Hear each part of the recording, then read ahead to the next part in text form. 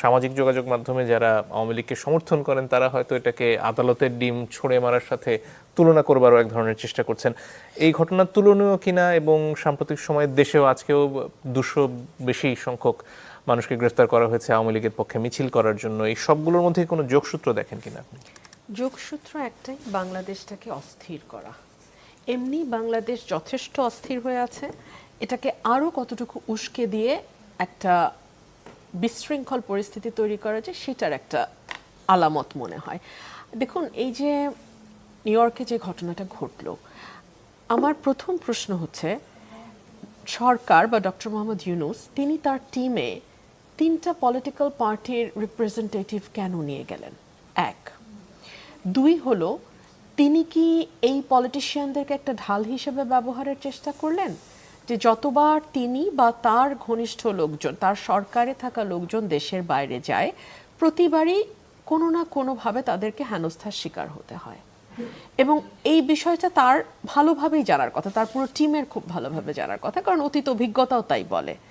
So ওনারা পলিটিশিয়ানদেরকে নিয়ে গেলেন ওনাদের একটা ঢাল হিসেবে, কিন্তু তাদের নিরাপত্তাটা ওনারা নিশ্চিত করলেন না।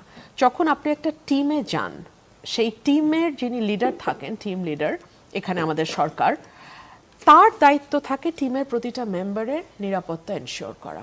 নর্মালি আমরা যখন কোনো টিমে যাই, টিমের প্রত্যেকে কিন্তু একই দরজা দিয়ে বের হই, একই গেট ব্যবহার করি, একই সঙ্গে যার যার ট্রান্সপোর্টে উঠি। দুটো ভাগ হয়ে গিয়ে ওনারা এক ভাগ সরকারের সফরে যারা গেছেন, পলিটিশিয়ান যারা ওনার গেস্ট, ওনারা কিন্তু বাংলাদেশ সরকারের গেস্ট হিসেবে ব্যাখ্যা দেওয়ার চেষ্টা করা হয়েছে যে তাদের ডিপ্লোম্যাটিক পাসপোর্ট না হওয়ার কারণে এই সমস্যাটা হয়েছে। ওনাদেরকে নিয়ে যাওয়ার দরকারটা কি ছিল? ওনারা তো জানতেন যে এই ধরনের ঘটনা হতে যাচ্ছে, কারণ ক্রমাগত গত 1 বছর ধরে বিভিন্ন জায়গায় ঘটনা ঘটেছে, সরকারের আশেপাশে যারা গেছে তাদের সাথে ঘটনা ঘটেছে।